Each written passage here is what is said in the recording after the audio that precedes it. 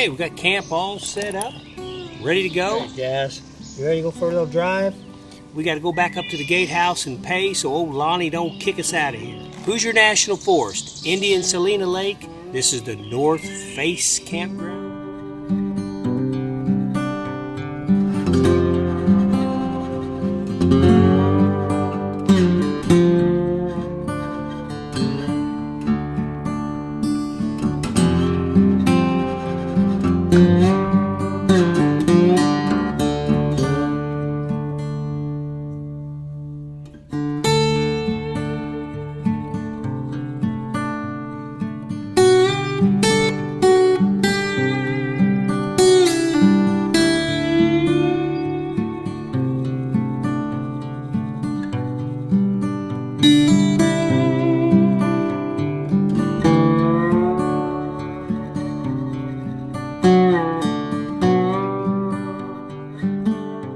It's just absolutely beautiful. A couple days after Memorial Day, and there's maybe 5 campers here in the whole campground. There's probably more down at South Slope.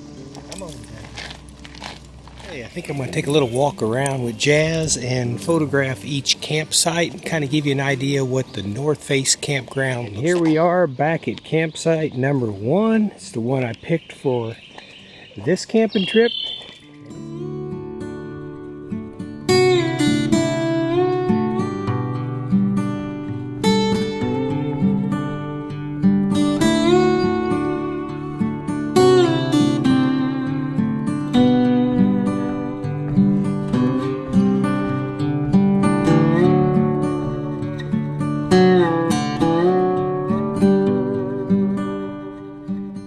One of the nice things about the Northface Campground here at Celina Indian Lake is this brand new shower house. It's a bathroom shower house combination. Pretty nice setup. Doesn't look like there's anybody here today, so I think it'd be a good time to go in and take a look around.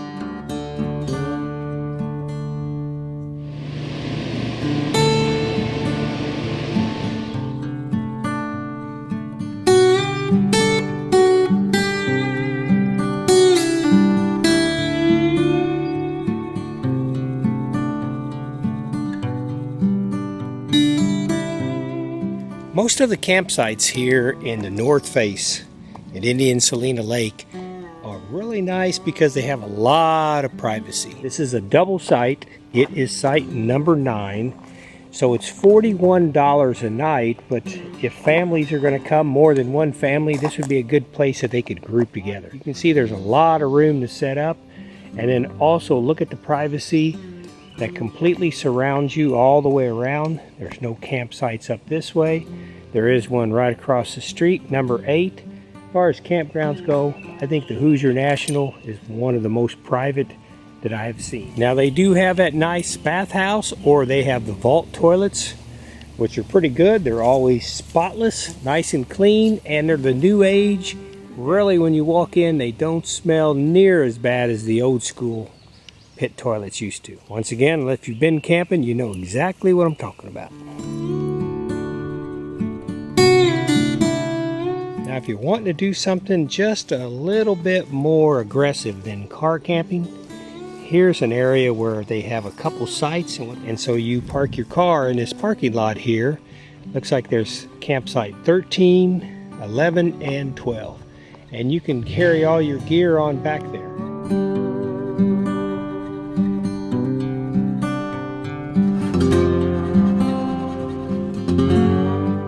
Of course, even the best of campsites are not without a few problems.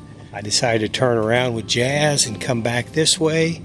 There's some campers up there and seem to be revving their engines up and being a little rowdy, but what I really didn't like is they've got a pretty good sized dog off a leash just standing there in the campground. So I'm not going to deal with that. I'm not going to walk by there with Jazz and have a big fight break out, and Jazz is on a leash and the other dog's not, and it makes it a pretty unfair fight. Not to mention that, it's a good way to get bit, to get dog bit. People just don't pay attention to the rules. That's what happens when the real camping season in the summertime starts up. You're going to get a lot of people like that that's just not going to pay attention to the rules. We'll just go on, won't let it ruin our time here. We'll just backtrack and circle around the other one.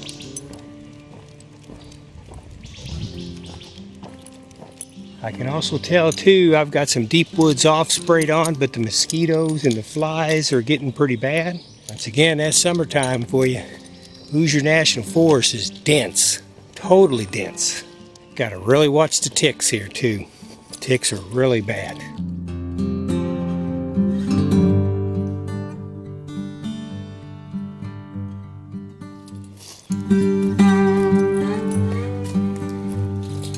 You can see there's a lot of poison ivy around here.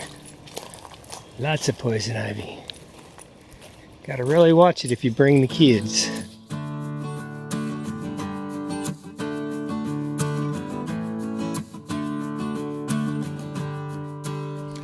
Yeah, if you were looking to spend a week or so in some nice quiet atmosphere, Hoosier National Forest is pretty nice.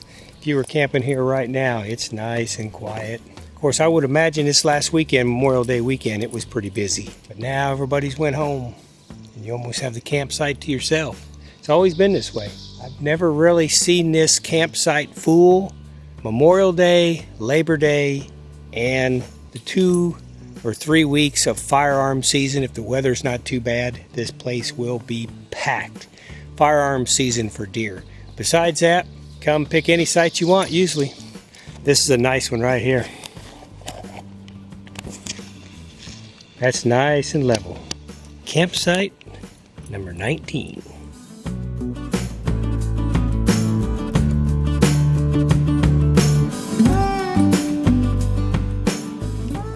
This campsite number 22, you can see, has got a pretty good slope going down. It kind of levels off a little bit at the very bottom. But if you're looking for nice and level campsites, maybe the south slope would be the place for you to go.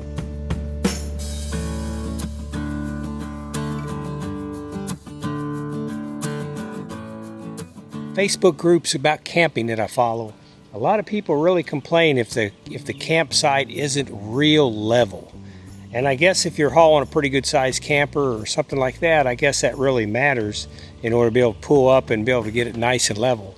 And you can see here at the Northface, some of the campsites do have slopes to them. It's not a lot, but it is something to be concerned about. I'm not sure. I think the south slope is going to be a little bit more big trailer friendly than the Northface.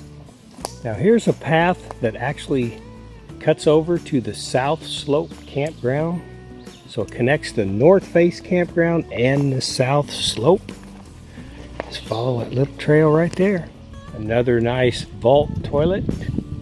Men's and women's separate.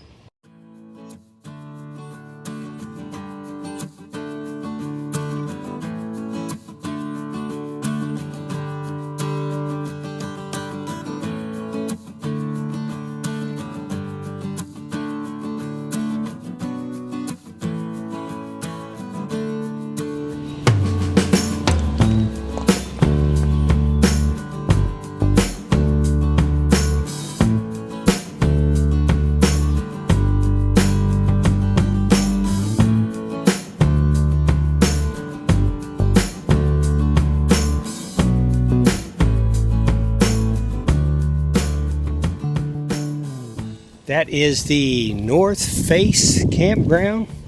Beautiful little campground. Take Interstate 64 and you exit on Highway 37 south toward Tell City. And it's just 2 or 3 miles right off the interstate. It's pretty nice. Hey, I appreciate you coming to the channel. It's LAF Space Film Fest. It's capital LAF Space. Hey, if you would, hammer down that subscribe button. I appreciate it.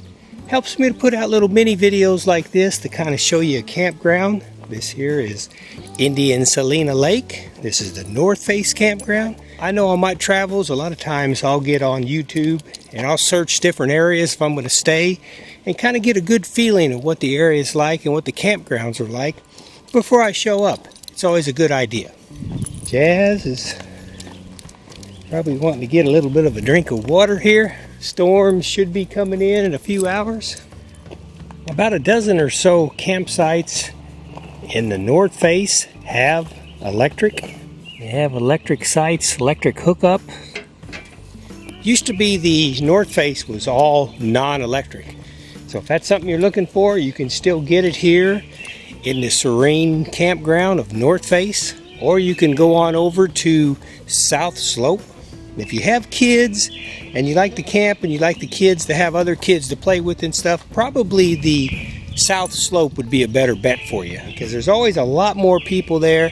Campers are a lot closer together, and it's almost a social setting, where here it's almost like this is where your people that want to be alone and privacy is important to them. This is where they come. Always has a dumpster here, which is pretty nice for when your trip is ended. You can throw trash in it. And here we are back at campsite number 1. It's the one I picked for this camping trip, and it's pretty nice.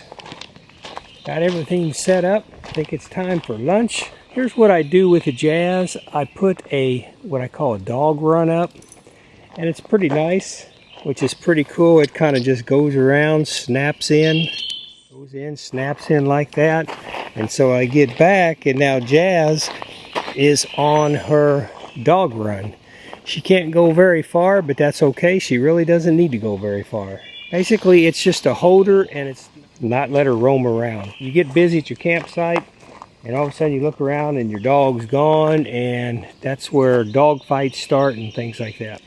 I can tell you from a personal experience, I was up at Lake Superior a couple years ago. I've got another dog, and his name is Sammy. Sammy used to go with me up there to Lake Superior all the time. And Sammy's getting a little bit older now, and Sammy stays home with Mama, and that's why I'm kind of taking Jazz out right now and seeing if Jazz might be a good travel dog, take out on adventures. But I'm up there with Sammy, and we're walking down a road like we did just now around the campsite, and all of a sudden this campsite had the largest German Shepherd I'd ever seen in my entire life.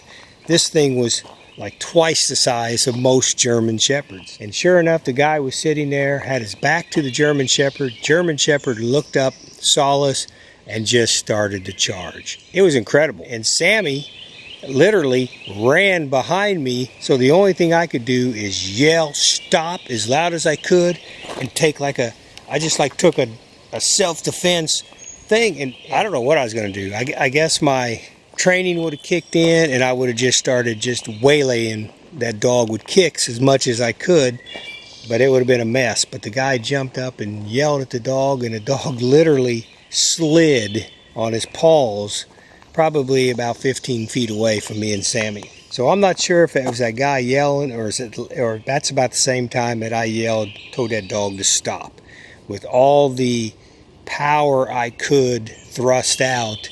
And a lot of times that'll help with an animal. If you can really portray that how serious you are and get that message out to them, a lot of times they will stop a charge because of that. You have a good day.